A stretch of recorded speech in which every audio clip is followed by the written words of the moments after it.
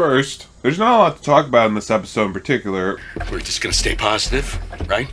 But I'll use this opportunity to discuss a few things about NPD that isn't apparent at first glance. Hey, listen. No! To begin, we'll note that Jesse and Walt are freaking out about, well, their whole situation with two bodies in the back. Can't we just dump them here? What? Then somebody finds them? Then what?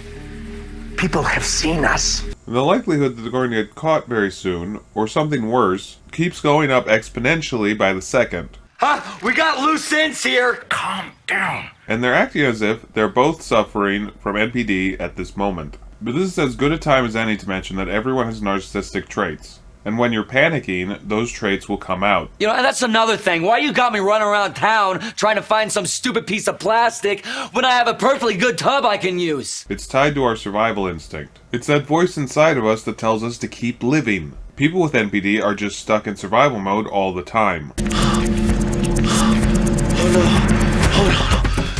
Just imagine yourself constantly on edge and suspicious of everyone. Constantly scared that at any moment someone is going to come along and notice that there are two bodies in the back of your RV. And then all of a sudden, bam, we're in that ditch.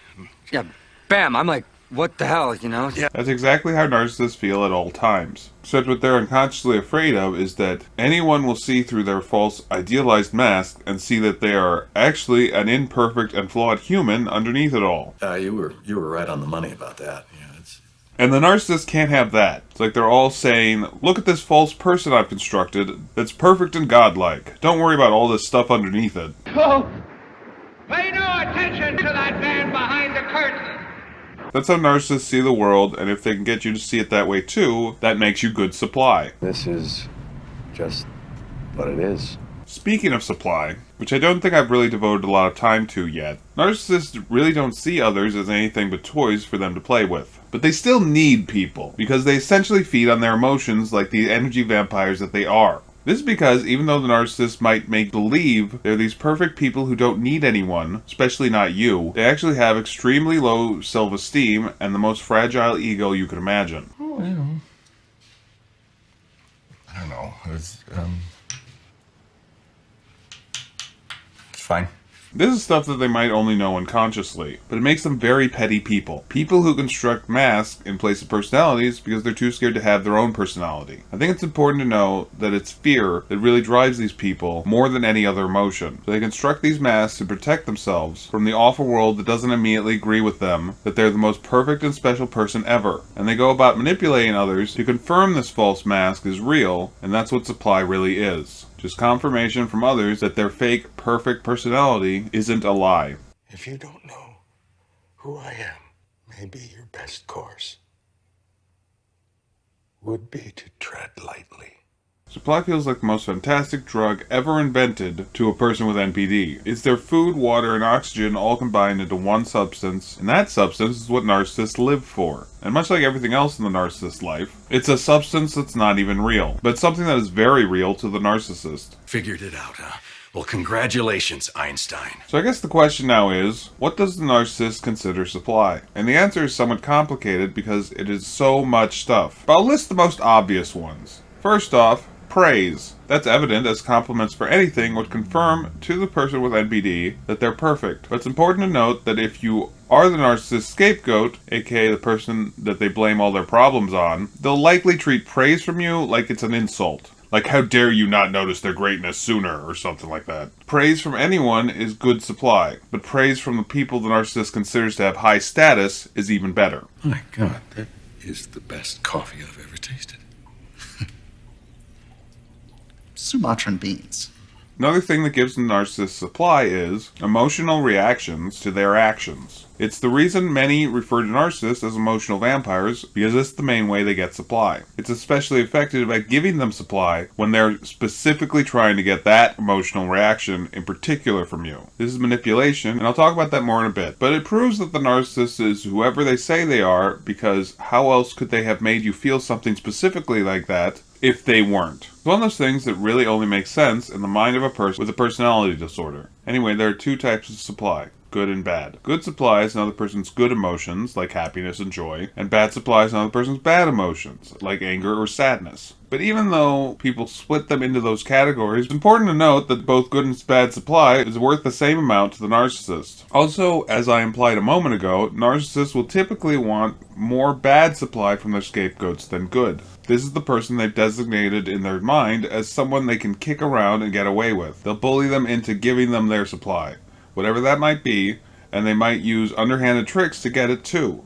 Why, God's name, would I poison a child? They will do anything they feel they have to and can get away with to get their supply. To them, it can feel like a life or death situation when they aren't getting it. The third main way narcissists gain supply is by controlling others through manipulation and abuse. I mean, everything they do is manipulation of one type or another, but this is the stuff that's a lot more overtly bullying and less passive like much of a narcissist's manipulative tactics. And why'd you go and tell her I was selling you weed? Because somehow it seemed preferable to admitting that I cooked crystal meth and killed a man. Showing a narcissist directly that they're better than others by throwing their force around, whether through physical violence, verbal abuse, psychological manipulation, financial abuse, subtle put-downs to their victim's face, or smear campaigns behind their back, and so much more. Would you just, for once, stop working me?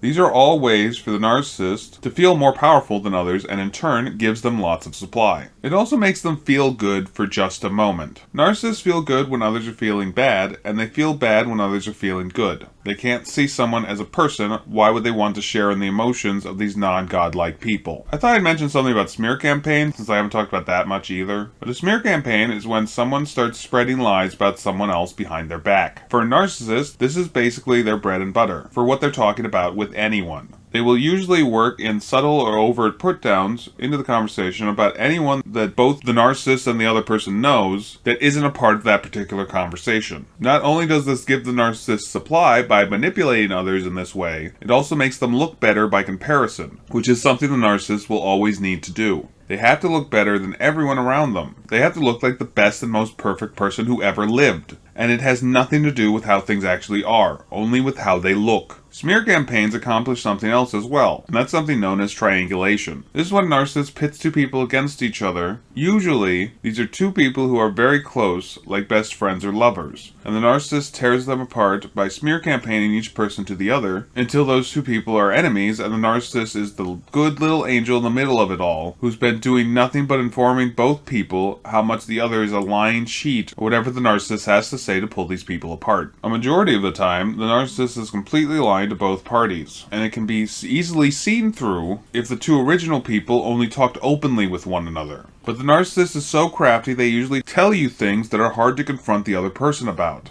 Jesse, who do you know? Who's allowed children to be murdered? Gus! Or they cover it up with more lies by saying things like, don't tell them about it or they'll break up with you immediately, or things of that nature. They will lie through their teeth without breaking a sweat. Their whole existence is a lie after all. It comes as natural as breathing to a person with NPD. I was thinking about what you asked me the other night. You know, you were wondering if I had a second cell phone. I think what you heard was my cell phone alarm going off. Anyway, I suppose I should talk about this episode of Breaking Bad, I guess. After we finish cleaning up this mess, we will go our separate ways. Our paths will never cross. And we will tell this to no one. My plan for the Breaking Bad portion of the series is to mostly focus on Walter White, but I will say that I believe that Skyler is also suffering from NPD, as is Hank and Marie. Everybody listen up, listen up, listen up. I'm gonna give a toast. Unfortunately, NPD is very common at this point in time in our society, so seeing close-knit groups all suffering from NPD like this is also very common. I'll probably talk about that in a later episode. Anyway, Walter is quickly slipping away from Skyler's control, and Skyler can't have that. Majority of this episode is her stepping over her husband's boundaries to discover what he was up to yesterday. I ain't buying, yo. Well, my name is Skyler White, yo.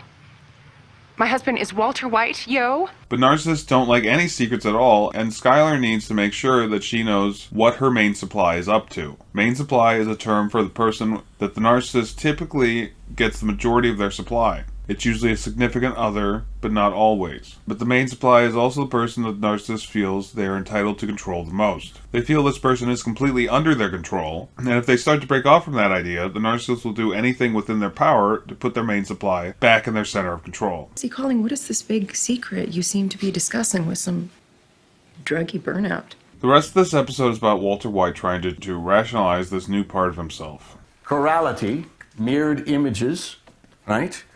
Active, inactive, good, bad. Now, I want to be clear that people with NPD don't have split personalities. But they do have multiple masks, one for basically every situation. Just like the differences between Walter White and Heisenberg in this show, these masks can be completely different from each other. And the narcissist will go to great lengths to make sure these masks never touch each other. They will typically choose one mask over the other for any situation and deny the other mask exists until they put it on again. But any narcissist has no problem living double lives. Sometimes these other masks can behave quite differently from each other. They behave completely differently from the person their victims have come to know and maybe even love. The narcissist fills in the gap when they're the other persona with made-up stories that they fully believe due to their magical thinking. I'll just throw the definition up for that one as I end the video suddenly. And not my house!